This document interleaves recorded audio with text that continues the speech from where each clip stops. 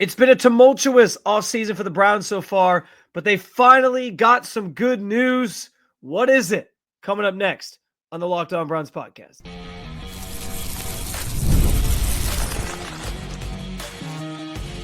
You are Locked On Browns, your daily Cleveland Browns podcast. Part of the Locked On Podcast Network, your team every day.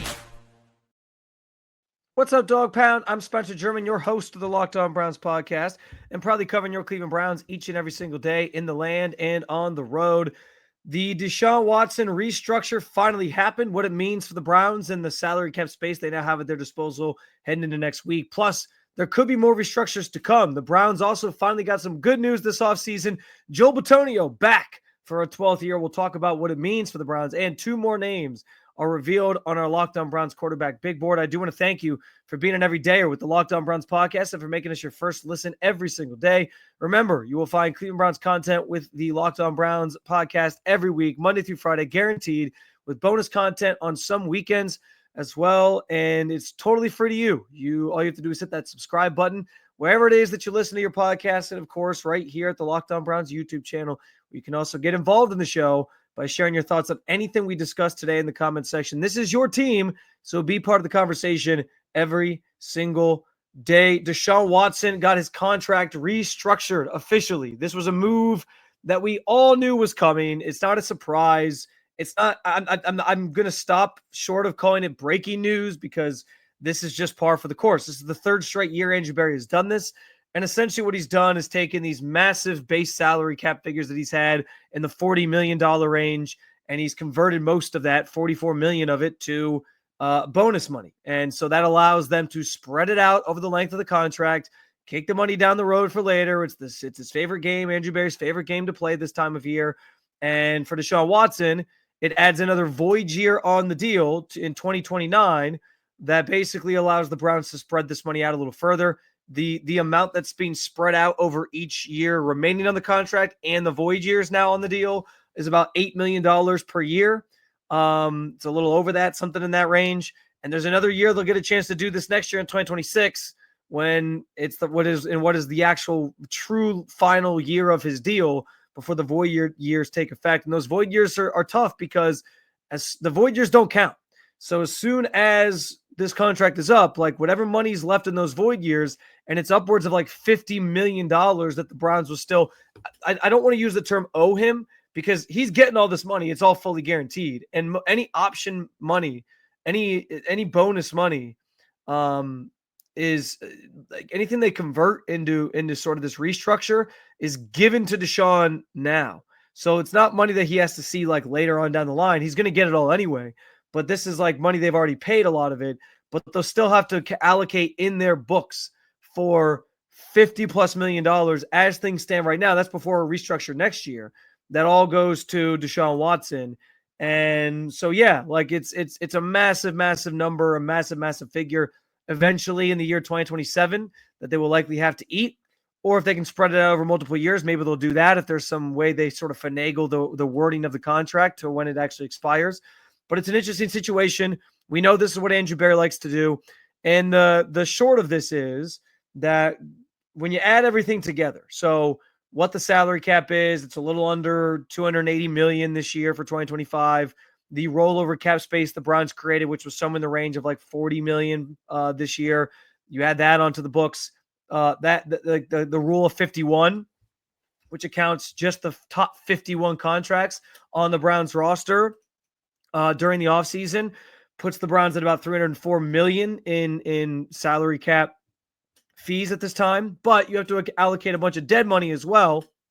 And when you throw the dead money into this, it puts the Browns really at like $340 million that they owe to players in some capacity that they are allocating on their books this year.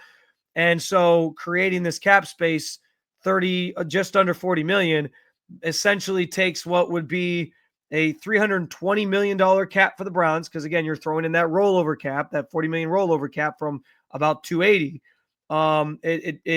It frees up enough space to cover now the dead cap money that the Browns owe and give them about $13 million or so that they now have at their disposal to use in free agency. Don't worry about all the math of it if it was confusing. I probably didn't explain it great. And I'm always told there will be no math on the show because I'm the host of this show and I hate math. I was terrible at math. So just keep that in mind. But the gist of it is they have about $13 million right now that they can spend ahead of free agency next week. Now, that's not a lot. And they are bound to have more in the coming days before free agency actually kicks off. The Deshaun restructure was a necessary maneuver and probably the first domino that needed to fall. But there are other players that they can restructure to create even more space. Now, I will say this, like Andrew Berry is running out of contracts and deals and players that he can move money around with. He's down to only a few guys. But there are some levers he can still pull to create more money. He probably will do that. They probably want to roll some money over into next year to help cover some of these, again, these massive costs that they have to afford this roster that right now. On top of that, they are going to have some money for their draft picks that they have this year. They're also, going to want to make at least some moves in free agency. And so as I think about other guys that could be in line for a restructure, here's what I came up with. The first one that comes to mind is Jack Conklin. He's due $14 million in base salary each of the next 2 years. I don't know that they will touch his numbers next year just yet, but they'll probably will try to get that number down. $14 million. You can get that down to the league minimum of like 1.2 and give yourself another $13 million in cap space that you can use for all these different things. Now, again, you're doing that by restructuring and kicking money down the line. And he's already got void years on his contract. So it's more money that you have to eat with Jack Conklin later. But that's the way this team does business. So I would imagine Jack Conklin gets a restructure. Ethan Posick could get a little bit of a restructure. He's due 5.66 this year. It is the last year of his deal. And he's got a couple void years on there for his deal as well right now. His costs right now in those void years isn't so massive. So I think like there's a little bit of relief that can come from moving some money around with him. You maybe can create like $3 to $4 million in cap space. So that's decent. The rest of these, though, have to come on the defensive side. Denzel Ward's due $13.4 million in base salary. I'm guessing he'll be the next one that gets restructured. Either him or Jack Conklin are the next two guys I think in line to get sort of restructures here. And Ward's a guy you're not as worried about because you're paying him for several more years. He's a guy that's a cornerstone player on your team. So you're not worried about like moving money around with Ward as much as some of these other guys, obviously, especially Deshaun, who may never play snap for this team again. The other interest, this is maybe the most interesting one, is Greg Newsome because he's playing on the 5th-year option. All of that is base salary money, $13 million. They can turn it into a restructure and they can kick money down the line with that. But if this is going to be the last year of Greg Newsome in Cleveland, I mean, I say this all the time with guys like, do you really want to be paying this guy in X year when he's no longer on the team? And so I guess this team doesn't care about that stuff. But I almost feel like given Andrew Berry's propensity to draft corners anyway, and especially if they were to end up with someone like Travis Hunter, like why not try to trade Greg Newsome, see what you can get for him? You might have to eat some of that salary, like you restructure it a little bit and take some money off the top there. And get Greg Newsome, to somewhere else on a better deal, or you just take whatever draft pick someone's willing to offer. Maybe it's like a 5th round or whatever for the massive contract and knowing he's in the last year of a deal. I don't know, but do you really want $13 million and then just to kick it down the road if you're not going to actually re-sign Greg Newsome? It's an interesting sort of dilemma here that the Browns face because I don't know that they're committed to Greg Newsome beyond this year, and I do think you probably should try to shop him. And if you just shop him straight up and trade him for like a draft pick or something, you'll get yourself $13 million off the books this year, and you don't have to worry about any void years with him because he doesn't have any on his deal right now, at least as far as I remember. And that allows you basically to like free up that space right now and, get a massive chunk of change back in your pockets while also not having to worry. It's like one less player you have to worry about with, having a void year or money wrapped up in void years that you have to eat later. So I kind of like the idea of maybe shopping Greg Newsome for that reason. And you get the cap space and you get the cap relief anyway. And if you feel like Cameron Mitchell can fill that void at the nickel spot, or you're going to draft a guy anyway, and Andrew Berry almost always drafts a corner. I'm pretty sure every single draft he's done, maybe one, he didn't draft a corner. Like he's going to draft one. So if you can find a replacement, why not? But I think the Greg Newsome situation is an interesting one. Dalvin Tomlinson has about a $3 million base this year. He's got some void years already on his deal, and the Browns already owe him like $17 million in dead cap money. So maybe they let that one go, but you could get a couple million back there. And then the rest of these, like there's some other ancillary ones like Obo, Kawanko could save you maybe like $1 million. There's a few ancillary ones, but it's not a lot. And then there's a bunch of guys like Wyatt Teller, Joel Bitonio, David Njoku, Myles Garrett, who you could just add void years to and push money down the line further. But I don't know for all those guys that it makes a ton of sense, especially not Myles Garrett, as you're going through this contract situation with him and a potential, him forcing his way out of town. Do you want to do that and take on even more of a burden with Myles Garrett when he may not even be here for you next year? So it's an interesting situation to be in. Andrew Berry is running out of levers to pull, but he always gets creative with this type of stuff. And you can guarantee he'll be creating more cap space before free agency opens next week. I still don't think, though, that you can expect the Browns to make any big splash moves in free agency. It's going to be sort of ancillary stuff.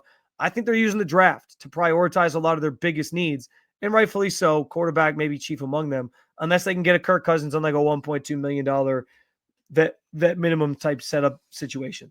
So that's the skivvy of how the Deshaun Watson restructure impacts the cap, impacts the rest of the roster for the Browns, and some other things that could be coming down the pike for them.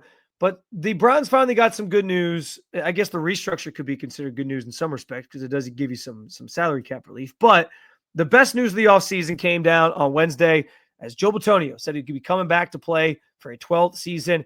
Does this point to the Browns having a solid plan that Joel Bitonio has bought into going into 2025? And what does it mean for other players? We'll talk about it coming up next on the Locked On Browns podcast.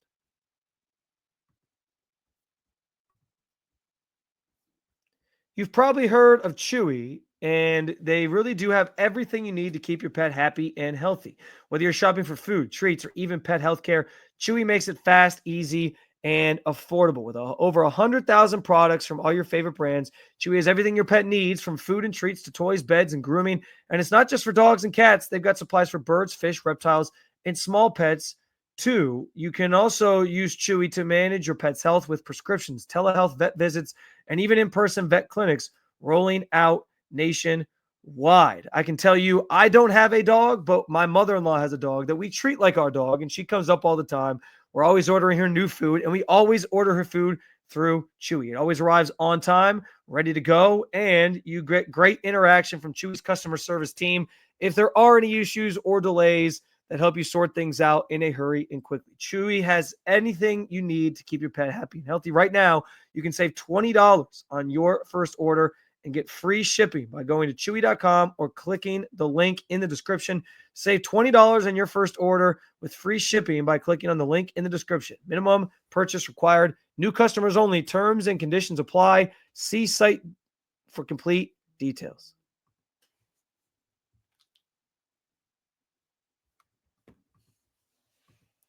All right, so we talked about the Deshaun restructure. The Browns got maybe the best news so far of the offseason in the form of Joel Bitonio announcing he was officially coming back for a 12th season next year with the Cleveland Browns.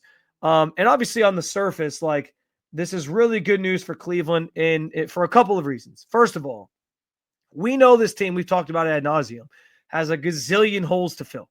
Quarterback chief among them. Running back is a need. It sounds like Nick Chubb might not be back. Wide receiver is a more ancillary need. They need a left tackle.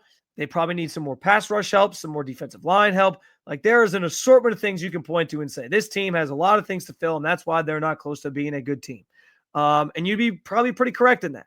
Now, they can turn around quickly if they make the right picks and they get the right players, but we know they have a lot of holes to fill. And Joel Bitonio sticking around one more year saves you from having another hole to fill. Now, maybe they feel that they have a guard of the future in Zach Zinter. He showed some promise last year in spots, but he's still a little raw, still has some growing to do, some maturing and adjusting to the NFL game to do. So I don't know that he's quite there yet as a third-round pick from last year. But yeah, this buys them some time to nurture him a little bit more, see what they have there, and maybe go out and eventually, address that position next offseason. But it doesn't make it a priority this offseason, and anything that you can sort of prolong needing to fill is a win for the Browns.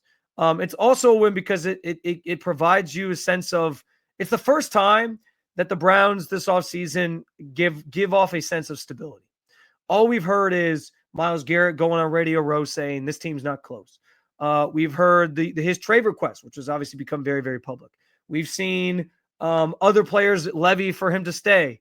And we've heard about the quarterback conversation and how this team they have so many holes, they're not going to be very good. And can they find the right quarterback? And job security questions about Andrew Berry and Kevin Stefanski. This is the first time it's like, okay, maybe the sky isn't falling quite as bad as everybody thinks because Joel Bitonio is willing to stick around and stay. Now, I don't know that this is him. Like, there's always a level of these players convince themselves and talk themselves into, look, one more year, let's come back. Joe Thomas did this notoriously. And Joel Bitonio, it has been reported, talked to Joe Thomas about this decision, this very important decision that he was going to make this offseason about his future. And Joe, from what it sounds like, told him, like, don't make this decision if you're not ready, because if you're not ready, you can't go back. Like, once you're retired, you're retired. And so I think there's probably a little bit of Joel, thinking back to 2023 and feeling like, you know what, our team isn't that far off from that. I believe we can get back to that and get back to the playoffs. And I want to go out better than I did in a 3-14 season. That's fair. I also think a lot of this is just, again, to the point of Joe Thomas, what Joe Thomas said to Joel Bitonio, you can't go back unless you're Tom Brady and you retire and then unretire in the same offseason, but you can't go back once you're out. It's a hard thing to do. And so, unless you're really sure, don't give it up. And so I think Joel probably felt like he wants to give it one more go. He's not ready quite yet to hang it up. So he's going to try one more time. And it's a pride thing. It's you want to hold on to this moment in time, this part of your life, this career you have for as long as you possibly can. And, maybe that I would imagine that played a massive role in his decision, on top of the fact that he's going to the last year of his contract. Most guys aren't going to leave money on the table when they are still under contract and have a chance to earn some money before they sort of go out here. And so I think all those things come into play.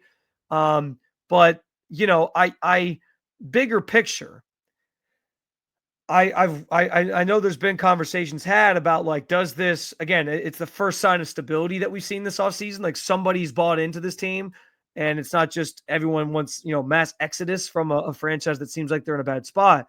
And so that is a good thing. And it's a good thing you can sell to the locker room and other players and guys trying to come back, or, maybe a Myles Garrett of like, hey, let's give it one more go here. Joel's coming back. We want you back. So, like, maybe it becomes that. But I kind of look at these things as isolated. Like, I think Joel Bitonio's decision is mostly about Joel Bitonio and somewhat about, how he thinks the team probably isn't as far away. And maybe there's some pitching that goes on here where he can call up Myles and say, listen, man, I want to do this thing with you. Like, I want you here for this. I want to try to go chase a championship and see what they're going to do this year. And maybe Myles Garrett will come back on board for some of his teammates and try to give this thing at least one more go, and then see where things fall this season before he forces his way out again. Who knows? But like I look at this as isolated, where it's like, this is a Joel Bitonio decision. I don't know that it speaks to the larger, picture of the team, because we're not stupid. Like, we can look and see where this team is at and realize they got a lot of issues. That doesn't mean they can't turn it around next year and be more competitive and maybe be a playoff team. I have been one of the biggest proponents of don't tear it down and try. And you went through 16, 17 to get to this point. And what has it got you? 2 playoff appearances and 1 playoff win. Like, you wanted more out of this. So I can understand trying to sort of prolong this as long as you can and try to stay competitive. And I've advocated for it. But at the same time, like, we can also look around and realize, like, just because Joel Bitonio is coming back, that doesn't change a ton about the outlook of this team. So I see them sort of isolated. I can see where Joel probably talks himself into, 2023 was not that long ago. Let's see if we can do that again, get better at the quarterback position. There's also probably an element of, listen, you're going back to Kevin Stefanski's offense. He was one of the most vocal, along with Jack Conklin, his offensive line mate, about this idea that they tried to build the offense around one person, Deshaun Watson. It didn't work, and that they got away from what they do best, which in the Kevin Stefanski system was like run the football in this wide zone offense and, throw in play action. And that's what worked in 2023. So there is probably some element here of, I can see the light in a sense. Like, I can see we're not that far removed, and let's just get back to what we do best and see what we can make of it. But I don't know that this completely changes my outlook for the team in 2025. They have a lot more to do before I can do that. They have to add some guys in free agency, see where this roster sort of falls in the next week or so. They obviously have to draft correctly and make good picks. They have to identify a real viable starting quarterback option for next year. Maybe that's a veteran like Kirk Cousins. Maybe it's Cam Ward, and they're going to get their guy for the future, and they think they've identified him. But they have to address that position first and foremost before I feel like, Joel Bitonio coming back is going to end a lot better than it could have ended this past season when the team went 3-14. Speaking of the quarterback position, we are unveiling two names a day now when it comes to our Locked On Browns quarterback big board. I will give you two more here coming up on the show as we get to, I forget where we're at actually on this list. I'm going to have to go back and make sure I got this right. I want to make sure I'm in the right spot here, but we give you two more names on our list of big quarterback big board options for the Browns, the guys that as I rank how I feel about the options that are out there. We'll do it coming up next on the Locked On Browns podcast.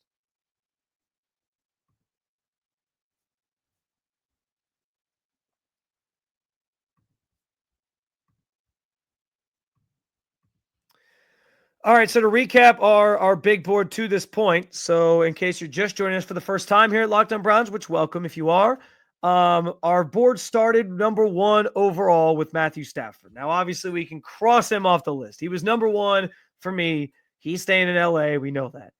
The next two options were both of the top rookies in this class, Cam Ward and Shedeur Sanders. In whatever order you want to put them in, I will leave that up to you. That is a choose your own ending situation where you can choose which one you like better and slot them in at 2 or 3 on the board.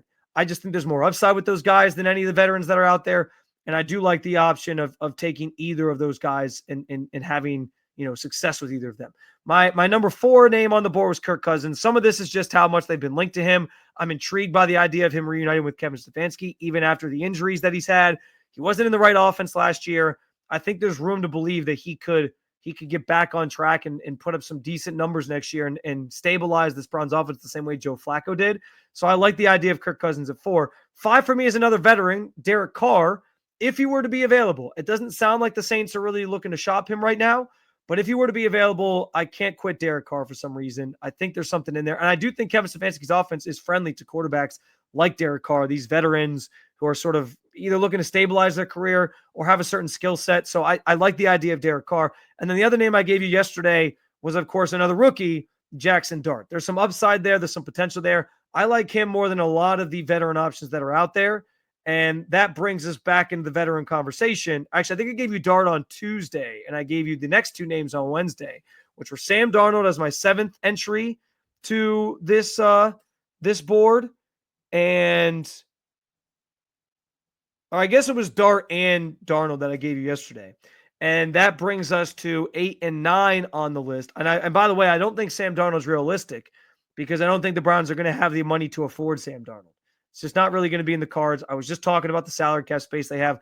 They're just over their new salary cap number after all the dead cap gets thrown in with $13 million. And there's a few levers that Andrew Berry can still pull to make more, but it's not pretty. So that brings us to numbers 8 and 9 on this list for our quarterback big board. The 8 to 9 best quarterbacks that I think are available for the Browns. And number 8 on the list for me is Justin Fields. I don't know that Justin Fields is a perfect fit for Kevin Stefanski's offense. I also think, listen, I love Justin Fields. Look, I got the Ohio State helmet behind me. I'm an Ohio State fan, big Buckeyes fan. I love that team, and I love Justin Fields. He was one of my favorite prospects, like coming out of Ohio State ever. I thought he was a class act. I thought he was really good in college, and I had high hopes for him at the NFL level, but it never really came to fruition in Chicago. In Pittsburgh, there were signs. He had them off to a 4-1 start last year, and then got benched in favor of Wilson, obviously. And I do think there's still maybe some untapped potential there, but I also think going into year 6 of his career, we kind of know what Justin Fields is at this point. I think maybe it's year 5, but we kind of know what he is at this point. You can't teach an old dog new tricks. I don't think Justin Fields is all of a sudden going to break out to be some gunslinger quarterback. And so I don't know that he's a perfect fit for Stefanski's offense, but there's still enough there for me that I like about Fields and that I'm intrigued by to feel like he could operate in the structure of Stefanski's offense and do it effectively and efficiently while also still having some of that playmaking ability that the Browns could, value if things break down. So I like the idea of Fields He's a little lower on the list as I'm putting him number 8 here, but I'm not opposed. I'm not totally opposed to it either. So if that became an option, sure, sign me up. If we're, if all these other guys really aren't in the cards, but obviously some of them are rookies, so they're definitely in the cards. But it also sounds like Justin Fields maybe just end up back in Pittsburgh. And so maybe that's maybe it becomes a moot point anyway, and he's playing for your biggest rival. And we're not even talking about Justin Fields, but I'm at least open to the possibility of Justin Fields, which brings us to number 9 on the list. And this is like number 9 is basically, this would be the Browns version of Sam Darnold last year with the Vikings. It would be their version, Kevin Stefanski's version of a reclamation project, like turning somebody around who hasn't had a very good career to this point and has some room to still, develop at the next level. And there's maybe there's some doubts about like the situation that he was in. Like, well, he just didn't get a fair shake there. And so who I'm referring to is Daniel Jones. And I think this is really anybody's reclamation project, but this would be what it was for Kevin Stefanski, obviously, as he would get a chance to kind of go out and see if he could turn around Daniel Jones' career. I similar to Fields, where I get it. It's less years for Daniel Jones, but I'm sort of at a loss here where I'm like, man, I haven't seen enough from Jones to believe that like there's something missing there. Like I think the jury's kind of out on him to some extent, but I'm intrigued by him fitting into Kevin Stefanski's offense and maybe having the structure that it comes with helping him and seeing if he can at least stabilize things.